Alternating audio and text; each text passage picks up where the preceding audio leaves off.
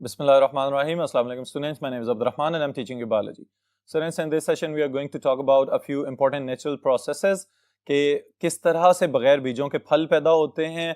और उसके अलावा फल बनने से लेके फल पकने तक का अमल। आपके लिए शॉर्ट क्वेश्चंस के लिहाज से स्पेशली ये टॉपिक्स इंपॉर्टेंट हैं। डिटेल्स बोर्ड पे देखते हैं। ऑलराइट स्टूडेंट्स, जब हम फलों की बात करते हैं स्टूडेंट्स तो यहाँ पे सबसे पहले नंबर पे हमारे जहन में दो चीजें आती हैं कि एक तो वो फ्रूट्स हैं जिनके अंदर बहुत ज्यादा सीड्स मौजूद होते हैं और कुछ फ्रूट्स इस तरह के भी हमें खाने को मिलते हैं कि जिनके अंदर बीज नहीं होते। तो सवाल ये पैदा होता है कि वो पौधे जिनके अंदर बीज नहीं है, how they have been reproduced. तो उनकी रिप्रोडक्शन के अमल के हवाले से एक बहुत इंपॉर्टेंट चीज यहाँ पे हम डिस्कस करने जा रहे हैं, that is parthenocarpy. Alright students, now what is parthenocarpy और फिर इसके कौन कौन से फैक्टर्स हैं जो इंपॉर्टेंट हैं। सिग्निफिकेंस इसकी यही है कि सेक्सुअल रिप्रोडक्शन नहीं हो रही, तो that's why it is a rapid generation process, जिसमें हम स्पेशली अगर बनानास वगैरह की बात करते हैं तो हमें पता चलता है कि ये ट्रिप्लॉइड ऑर्गेनिजम्स हैं।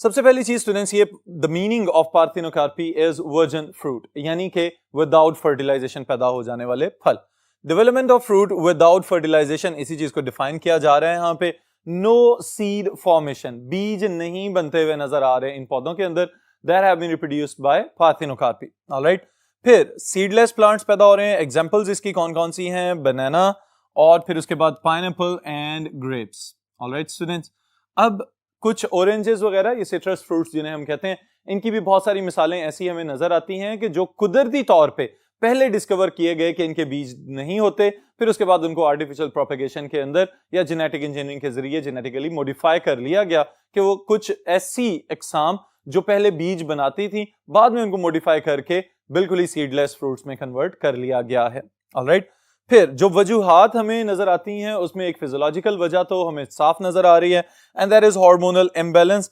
And usually it is high oxygen levels in ovaries. अब स्टूडेंट, समझने वाली बात यह है कि बिल्कुल इसी तरह कि जैसे हम ये कहते हैं कि सेल को अपनी एक्टिविटीज रेगुलेट करनी पड़ती हैं, तो इसका मतलब यह है कि बहुत सारी एक्टिविटीज में बहुत सारे चेक्स एंड बैलेंसेस होते हैं। तो प्लांट्स के हार्मोन प्रोडक्शन और फिर उसके बाद हार्मोन्स का जो इन्फ्लुएंस है सेल्स के ऊपर और टिश्यूज के ऊपर, it should also be checked. Alright, और नेचुरली ऐसा हो रहा होता है बहुत सारे सेल्स के अंदर, बहुत सारे टिश्यूज के अंदर। समटाइम्स ऐसा पॉसिबल है कि नेचुरली इन्हीं हार्मोन्स के लेवल्स एलिवेट हो जाएं अपने नॉर्मल परसेंटेज से। जब इनके नॉर्मल लेवल से इनकी मिकदार बढ़ जाएगी तो उसकी वजह से ये फिर इस तरह की तब्दीलियां या इस तरह की चेंजेस हमें नजर आ सकती हैं। ऑलराइट, अब इसी चीज को जब ऑब्जर्व किया गया कीनली तो फिर पता चला कि हम ये मसनूई तौर पे भी कर सकते हैं, और मसनूई तौर पे तभी किया जाता है जब हमें यहाँ पे कोई ना कोई कमर्शियल या इकोनॉमिक इंपॉर्टेंस नजर आ रही हो। सो आर्टिफिशियल इंडक्शन भी पॉसिबल है, it is artificially induced for commercial purposes, specially adding auxins to tomato and pepper. ये सिर्फ वो मिसालें मैंने यहाँ पे मेंशन की हैं जो आपकी किताब में हैं, लेकिन इसके अलावा भी स्टूडेंट्स अगर हम गौर करें तो आजकल मार्केट में हमारे पास बहुत ज्यादा फल इस तरह के आ रहे हैं कि जिनको या तो हम जेनेटिकली मॉडिफाइड कह सकते हैं या सिंपली इनको पार्थिनोकार्पिक कहेंगे, जिनके अंदर हमें सीड्स नजर नहीं आ रहे। स्पेशली कुछ फ्रूट्स इस तरह के कि जो आप एंजॉय करना चाह रहे होते हैं खाने के दौरान, लेकिन उनके सीड्स जो हैं उसका मजा खराब कर रहे होते हैं। स्पेशली ग्रेप्स की अगर हम मिसाल लें तो वहां पे अगर सीडलेस ग्रेप्स वाली कंडीशन होगी तो it will be very flavourful, very tasty. Alright, फिर उसके बाद स्टूडेंट्स एक और इंपॉर्टेंट टॉपिक आपके लिए, बहुत important short question, it is seed dormancy. Students, जब हम जनरली इस टर्म को देखते हैं तो हमें पता चलता है कि शायद ये कोई नेगेटिव सी प्रॉपर्टी है प्लांट्स की कि जिसमें सीड्स जो हैं वो सो चुके हुए हैं और जर्मिनेट नहीं कर रहे। लेकिन इसी को अगर हम दूसरे एक और एस्पेक्ट से देखते हैं तो हमें पता चलता है कि बुनियादी तौर पे seed dormancy is very significant for the storage of the seeds to be germinated और cultivated in the next season. Alright, तो ये प्रॉपर्टी सिग्निफिकेंट है। अब अगर हम इसको डिफाइन करना चाहें तो आसान तरीके से हम इसको डिफाइन करेंगे, the state of metabolic inactivity, यानी कि जब मेटाबॉलिज्म का प्रोसेस बिल्कुल ही स्लो डाउन हो चुका हुआ है या ना होने के बराबर रिएक्शंस हो रहे हैं, तो उस सूरत में सीड्स नीम बेहोशी की हालत में है, दैट इज सीड डोरमेंसी। फिर इसी तरह इसको अगर हम वही जो एस्पेक्ट एक जनरली जनरेट किया जाता है वो क्या है? फेलियर टू जर्मिनेट, कि यानी जब सीड को जमीन में लगाया जा रहा है और बीज ग्रो ही नहीं कर रहा तो उसको भी हम डोरमेंट सीड कह सकते हैं। और फिर अगर इसको हम कॉम्प्रिहेंसिवली डिफाइन करना चाहें, we can say resting phase which enables an embryo to survive the long periods of unfavorable environment। अब आपको इसकी समझ आएगी कि बुनियादी तौर पे सीड क्यों जर्मिनेट नहीं कर पा रहा, कि उसको उसके लिए जो फेवरेबल कंडीशंस या फैक्टर्स रिक्वायर्ड हैं वो अवेलेबल नहीं है। और उन फैक्टर्स में क्या क्या चीजें शामिल हो सकती हैं स्टूडेंट्स, ये भी याद रखिएगा। वाटर स्कार्सिटी हो सकती है, पानी की कमी होगी, यानी उस पौधे के बीज को जो जर्मिनेट करने के लिए एनफ वाटर रिक्वायर्ड है उतना भी उसको नहीं मिल रहा, तो इस वजह से it will not be able to germinate into a new seedling.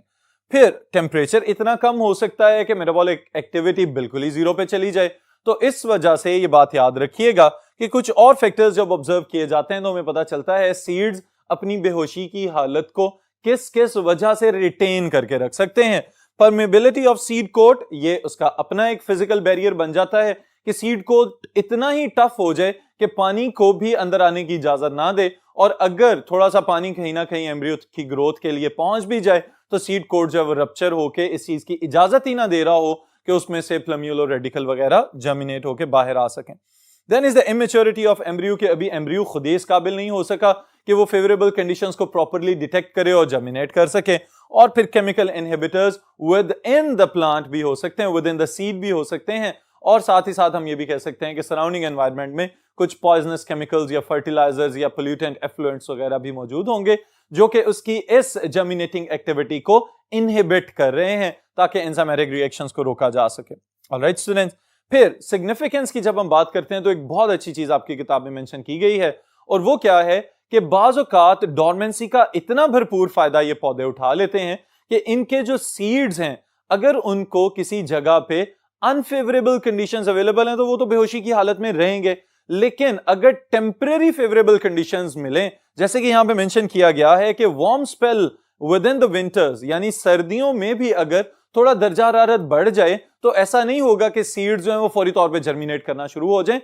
उस वक्त भी वो सीड्स डोरमेंट स्टेट में ही रहते हैं, क्योंकि अगर वो उस वक्त जर्मिनेट कर गए तो थोड़े अरसे के बाद ये भी मुमकिन है कि अनफेवरेबल कंडीशंस दोबारा से डोमिनेट कर जाएं, तो उस सूरत में फिर पौधा जो है वो जो सीडलिंग बन चुका हुआ था यानी जर्मिनेटिंग स्टेट में आ चुका हुआ था, अब वो फर्दर सर्वाइव नहीं कर सकेगा। That can prove to be fatal for that specific seedling. Alright, तो इस लिहाज से ये बात बहुत इंपॉर्टेंट है कि सीड्स के अंदर एक बायोलॉजिकल क्लॉक सेट कर दिया गया, और फिर उसके साथ ही साथ जो फेवरेबल कंडीशंस हैं, जब ये एक सिंक्रोनाइज्ड सेट बनता है चेंजेस का, तभी सीड्स जो हैं वो प्रॉपर्ली जर्मिनेट कर पाते हैं, अदरवाइज ये सीड्स अपनी डोरमेंट स्टेट में ही रह जाते हैं।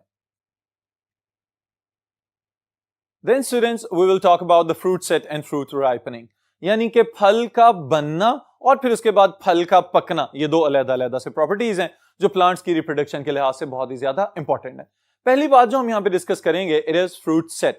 फल का लगना। अब फल के लगने से क्या मुराद है कि बुनियादी तौर पे स्टूडेंट्स, अगर आपको फ्लावर का स्ट्रक्चर याद हो तो हम वहां पे पढ़ चुके हुए हैं sepals, petals, then is stamen and carpel. जो स्टेमन एंड कार्पल हैं ये एसेंशियल पार्ट्स हैं, रिप्रोडक्टिव पार्ट्स हैं उस फ्लावर के, और जो ओवरी वाला हिस्सा है it will be the fruit in future. जैसे ही ओवरी पक जाए तो फिर वो कन्वर्ट हो जाती है इनटू द फ्रूट। अब ये वाली चीज समझने से ताल्लुक रखती है कि ओवरी के अंदर कौन सी ऐसी चीज थी जिसने स्टिमुलेट किया कि भाई अब आपका फ्रूट में कन्वर्ट होने का टाइम हो चुका हुआ है। तो वो जो फ्रूट में कन्वर्जन का टाइम है, it starts with the germination of the pollen grain when it falls on the stigma. Alright, जैसे ही पोलन ग्रेन आके स्टिग्मा के ऊपर गिरेगा तो उसने फौरी तौर पे क्या करना है, it will produce a pollen tube. ये जो पोलन ट्यूब बनेगी, इस पोलन ट्यूब फॉर्मेशन के साथ ही आपने एक चीज जरूर याद रखनी है कि इस चीज की पोलन ट्यूब फॉर्मेशन की सिग्निफिकेंस क्या क्या है। सबसे पहला पॉइंट हम यहां पे लिखेंगे, the safe transfer of gametes, यानी गमीट्स को बाहिफाजत ओवरी तक लेके जाना और फिर उसके बाद ओवा के साथ फ्यूज करवा देना। Alright, then is insurance for fertilization and rich source of oxygen. ये वाली चीज इंपॉर्टेंट है स्टूडेंट्स हमारे लिए, क्योंकि जब वो पोलन जो हैं जर्मिनेट करते चले जा रहे हैं, एक तो उनके अपने पास ऑक्सीजन का एक अच्छा खासा खजाना मौजूद है, वो रिलीज करते जा रहे हैं, सिक्रीट करते जा रहे हैं, बनाते जा रहे हैं, और इसकी वजह से ये इंडक्टिव इफेक्ट दे रहे हैं अपने सराउंडिंग सेल्स को, कि जिसकी वजह से स्टाइल के सेल्स और इसके साथ ही साथ ओवरी की वॉल के जो सेल्स हैं, they have the effect and they also start secreting oxygen. जैसे ही ऑक्सीजन की प्रोडक्शन बढ़ेगी तो it is the sign, it is the stimulus for the fruit set. All right, students. So it will stimulate tissue of style and ovary to produce more auxins. Then it is important for retention of ovary, यानी कि style और ovary की wall के अंदर oxygen के level का बढ़ जाना, ये बहुत ही ज्यादा इंपॉर्टेंट फीचर हमें नजर आता है कि यहीं से आगाज होगा कि प्लांट ओवरी को अब रिटेन करके रखे, because now it has to transform into the fruit. बाज़ औक़ात अगर प्रॉपर पॉलिनेशन वगैरह नहीं हो रही, सक्सेसफुल फर्टिलाइजेशन वगैरह नहीं हुई, तो ये भी देखा गया है कि पेटल्स वगैरह की एब्सेशन हो जाती है, फ्लावर्स की एब्सेशन हो जाती है,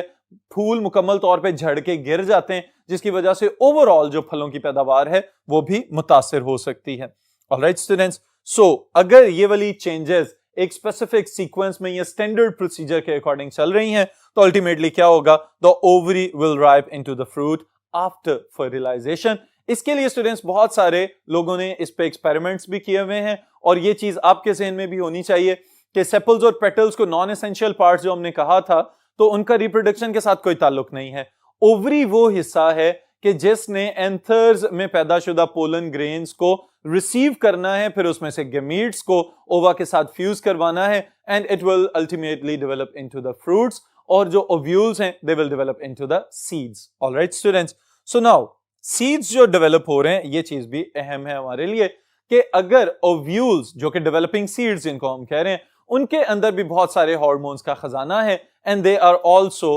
गुड रिजर्वॉयर्स और the sources of auxins, gibberellins and cytokinins. Indole acetic acid या जिब्रेलिक एसिड जिन्हें हम कहते हैं, ये हार्मोन्स भी फ्रूट की ग्रोथ को प्रमोट करेंगे, और फ्रूट की ग्रोथ को प्रमोट करने का मतलब ये है कि आपके लिए खुराक का एक जबरदस्त जरिया पैदा कर देना। ऑलराइट स्टूडेंट्स, फिर इसके साथ ये चीज हमारे लिए काबिल गौर है कि जैसे ही फल लगता चला जा रहा है, शुरू में तो हमें जो भी कच्चा फल नजर आता है वो ग्रीन कलर का है, फोटोसिंथेसिस भी हो रही है, वो सिंक भी बना हुआ है कि बाकी जितने पार्ट्स ऑफ द प्लांट्स के अंदर फोटोसिंथेसिस चल रही है, वो भी अपना प्रोडक्ट सारे का सारा यहाँ पे लाके डंप कर रहे हैं, ताकि आपको मीठे किस्म का फल मिले जिसके अंदर रिजर्व्स के तौर पे पहले से कार्बोहाइड्रेट्स वगैरह स्टोर किए जा चुके हों। अब उसके बाद अहम चीज ये है कि हमारे खाने के काबिल फल तब होता है जब वो पक चुका हो। तो हमें यह भी पता होना चाहिए कि फ्रूट राइपनिंग के लिए कौन कौन से फैक्टर्स इंपॉर्टेंट है। जी स्टूडेंट्स, फ्रूट राइपनिंग के लिहाज से पहली चीज तो आप अपने जहन में यही रखिएगा कि the most important one are the phytohormones, जिनको हम प्लांट हार्मोन्स कह रहे हैं, जिसमें ऑक्सिन्स का सबसे अहम किरदार हमें नजर आता है, क्योंकि फल लगने से लेके फल पकने तक ऑक्सिन ही मेन स्टिमुलेंट बना हुआ है, और अल्टीमेटली वो जो एक इंस्टेंट ट्रांसफॉर्मेशन हमें नजर आती है कच्चे फल से पक्के फल की जानिब ट्रांसफॉर्म होने के लिए, तो वहां पे हमें इथीन की जरूरत होती है। Alright students, so now phytohormones are mainly associated with development of the embryo, accumulation of food reserves in seeds, and accumulation of food reserves in pericarps, sometimes in some plants. Alright, फिर एक बहुत important short question आपने याद रखना है, बुनियादी तौर पे इसका ताल्लुक किस चीज के साथ है, जो रैपिड राइपनिंग हमें नजर आती है कुछ फलों के अंदर, वहां पे हम कहते हैं कि क्लाइमेक्टेरिक फ्रूट्स कहलाएंगे ये वाले पौधे, जिनके अंदर क्लाइमेक्टेरिक एक्टिविटी नजर आ रही है। और ये एक्टिविटी क्या है कि रेस्पिरेटरी एक्टिविटी यानी कि मेटाबॉलिक रिएक्शंस बहुत स्पीड के साथ शुरू हो जाएं, और उसके साथ ही साथ क्या हो कि इथीन की प्रोडक्शन में बेतहाशा इजाफा हो जाए, जिसकी वजह से आपको ग्रीन पिगमेंट्स जो हैं वो दूसरे क्रोमोप्लास्ट में कन्वर्ट होते हुए नजर आएंगे, जो इस बात की निशानी है कि अब ये फल पक चुका हुआ है और अब इसको कोई भी हर्बीवोर या कोई भी ओमनीवोर आराम से कंज्यूम कर सकता है। ऑलराइट स्टूडेंट्स, तो इसको डिफाइन कर रहा हूं मैं आपके लिए। Fruit ripening is accompanied by the burst of respiratory activity called climacteric and it is associated with ethane, आपकी बुक में मेंशन किया गया है, बुनियादी तौर पे ethene production and high metabolic rates. Alright students, तो यूं फल पक के आप तक पहुंच रहे हैं और आप उनको फिर एंजॉय कर रहे हैं। यहीं पे आज के सेशन का इख्तिताम कर रहे हैं, फिर इंशाल्लाह नेक्स्ट सेशन में नेक्स्ट टॉपिक के साथ मुलाकात होगी।